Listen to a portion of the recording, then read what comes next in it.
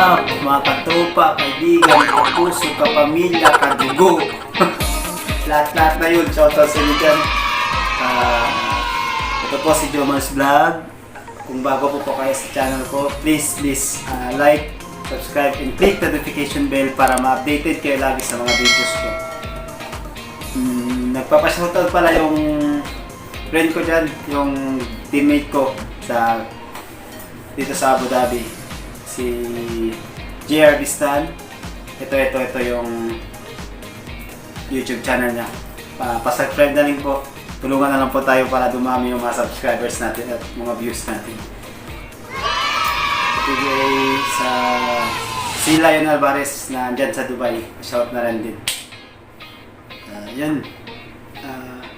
Today's vlog is magtuturo po ako, i-demonstrate ko sa inyo kung paano mag-download ng mga audio music, background music, ng mga effect in easy way na hindi na natin kailangan ng mga application, hindi na natin kailangan ng mga mahabang proseso. In easy way lang na i-search lang natin agad sa Google, sa YouTube, and yun na, makaka-download na tayo ng iba't ibang music, different kind of music. I-type lang natin kung ano yung gusto natin. Depende sa gusto natin mga effects ng sound effects. Kasi mas okay talaga yung video na may sound effects na nakaka-attract siya ng viewers, nakaka-kulay siya ng videos mo. Iba talaga pag may sound effect kaysa sa yung ibang na walang yung mga ibang YouTubers na walang background music, na walang effects. Although okay lang din yun, na walang music, walang background, pero as a YouTuber, mas karamihan talaga, gumagamit talaga, nag-edit talaga sila ng mga music, nag-download talaga sila ng mga sound effect, ng mga background music para magkakula yung YouTube videos na ginagawa nila sa mga vlogs nila. So, yun guys, dapat natin yun nilagay sa mga videos natin. Kahit simpleng sound effect lang, parang nakaka-encourage lang ng mga viewers natin na gumaganda yung mga ginagawa nating mga vlogs. Konting music, background effect, yun. Kasi nagpapakulay din yun ng mga videos natin para lumalabas din yung magandang outcome ng videos natin. Yun guys, today's vlog nga, tuturuan ko kayo kung paano mag-download ng sound effects, background music, and mga iba't ibang effects na gusto nyo gawin sa sound effects na gusto nyo gawin na lagay sa mga pag-edit ng mga videos nyo. Okay? So, guys, start na tayo. Tuturo ko na sa inyo. Easy way lang to, hindi na to kailangan ng maraming pasikot-sikot pa. In just easy way, makaka-download na kayo ng mga sound effects at pwede nyo gamitin sa mga videos nyo. Ito, turuan sa easy way lang to. Okay, start na tayo mga kabayan.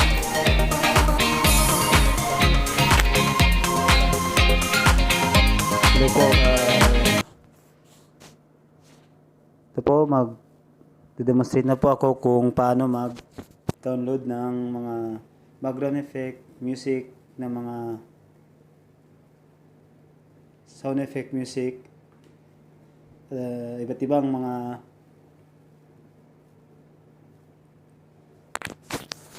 music, sound effect na pwede natin gamitin sa mga videos natin. So, first of all, pupunta muna tayo sa YouTube natin.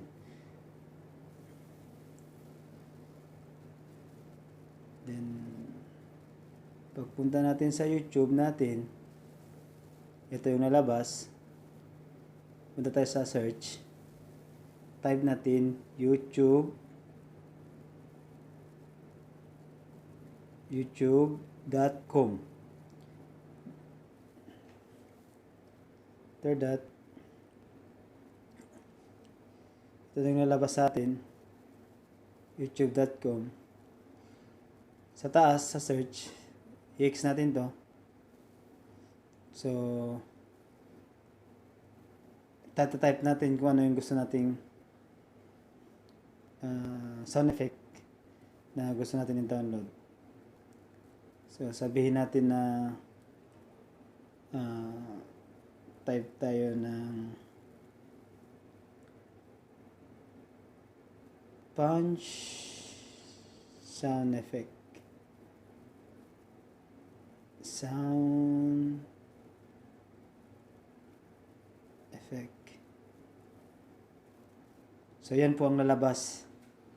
So, wag nyo po piliin yung mga matataas, yung mga minutes dyan. Wag nyo yan piliin kasi hindi po yan siya advisable gamitin sa mga videos natin.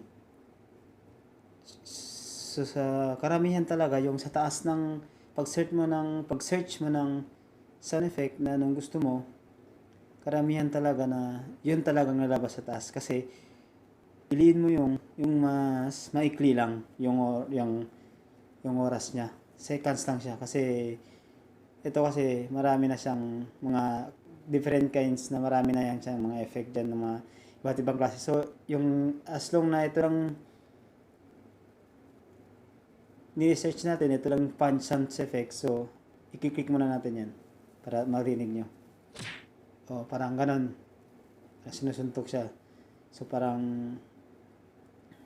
maikli siya. So, tingnan natin to. Yung sa 4. Ito. Yan. Example natin ito guys. Sound effect. Na, no copyright na yan siya. Hindi yan siya, no copyright claim disclaimer siya. Hindi yan siya, libre yan siya. Okay yan siya. Pwede mo yan i-download. So, punta kayo sa share. Click nyo yung share. Itong lalabas, pupunta kayo sa copy link. So, paglabas, nag-copied na siya, pwede nyo siyang i-exit.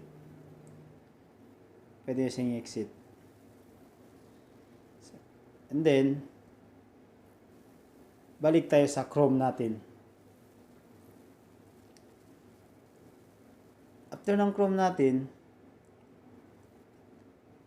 pwede tayo mag-search dyan. Anong gagamitin natin na website na madali talagang mag-download ng mga music, background effects. Type nyo ang save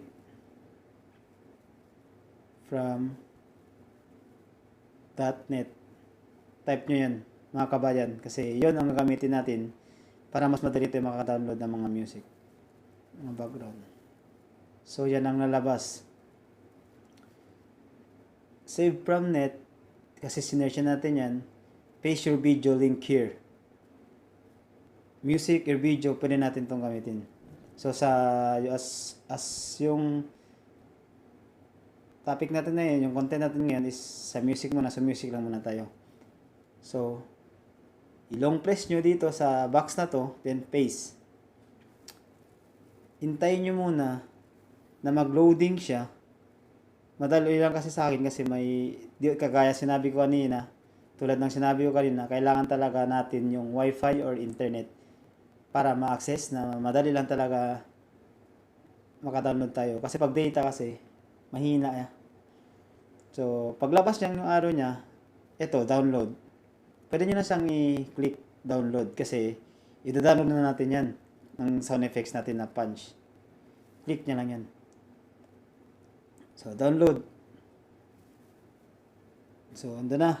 So, ang bilis guys kasi wifi nga, punch sound effect.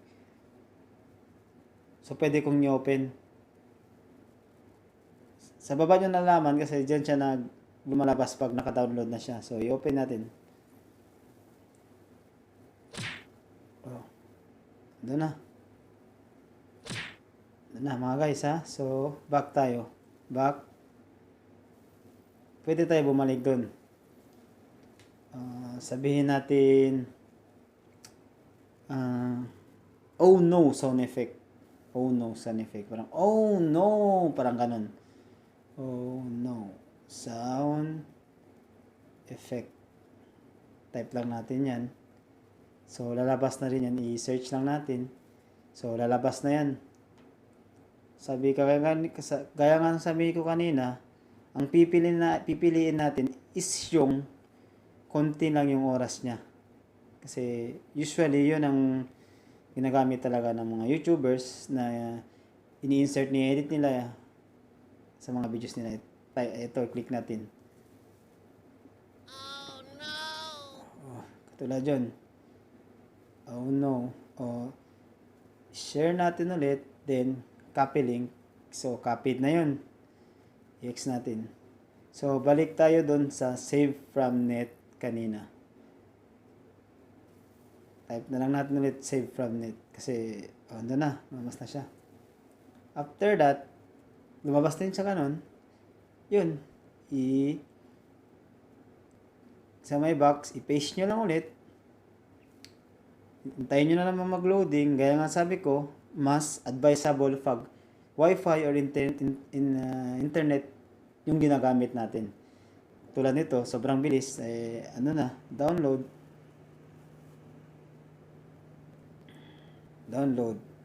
So, doon na. Bilis mga guys, oh. Open natin.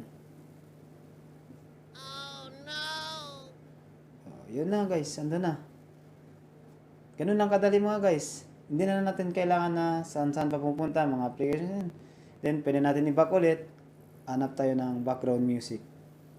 So, type natin no copyright para safe tayo mga kabayan. Kasi alam naman, dito no copyright background music. So, no copyright. Maraming lumalabas dyan ng mga options. Pwede nyong piliin dyan. So, ito, no copyright. No copyright yan lahat mga kabayan. Pwede nyong i-download basta may mga ito, copyright free. Yung parang ito. Check. Click natin. Yan.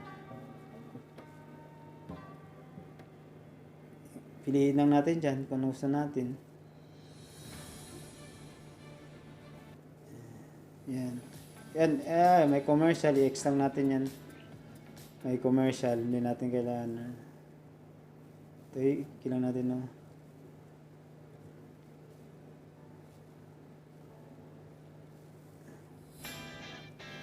Katulad ito. Ito yung pinili natin. Ito. No, ganda. So, kailangan natin tong i-click muna para sa share natin. Yan ang piliin natin. So, share. Tapos, copy link. Copied. Balik tayo doon sa save from net natin. So, pagkatapos, andyan pa rin yan siya. Hindi din siya mawawala kasi nagda-download nga tayo ng music. Hindi yan siya basta-basta mawawala. So, dito pag box, dapat i-X muna natin yan. Then, paste your video. Gaya ng sinabi ko sa box again. Then, paste. Then, hintayin lang. Bilis mga guys, kabayan. Kasi may lakas ng internet namin dito ngayon. So, yun.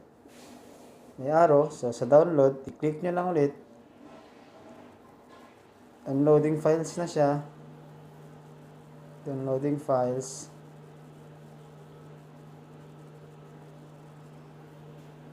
Ganda na. So, sa baba, malalaman nyo kung naka-download nyo na yung background music na gusto nyong lagay sa mga YouTube videos nyo. So, okay na. I-open nyo. Pwede nyong i-check if okay na yung na-download nyo. Ito naman guys. Yun lang kadali. Diba? Ito yung na-download natin. So, pwede natin itong gamitin yung background music na to sa pwede natin yung gamitin yung background music natin yung sa example sa mga tours, travels, or sa mga kung saan man tayo sa labas or kahit sa bahay lang nag-vlog tayo as long nag-upload ka ng videos, pwede mo na yung gamitin. So, yun na guys. Ganun lang kabilis, ganun lang kadali. So, gaya ng sinabi ko ulit guys, kailangan din natin ng mga background music sa mga videos natin. So, yun na guys.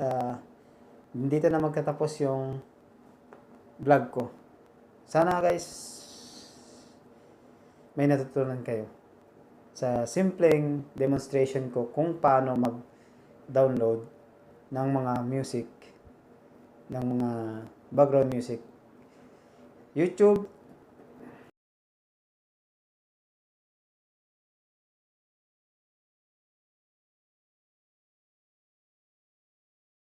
guys, may pahabol pa ako, may nakalimutan ako. Pagkatapos pala natin mag-download guys ng mga background music, ng mga sound effects natin para gamitin natin sa videos.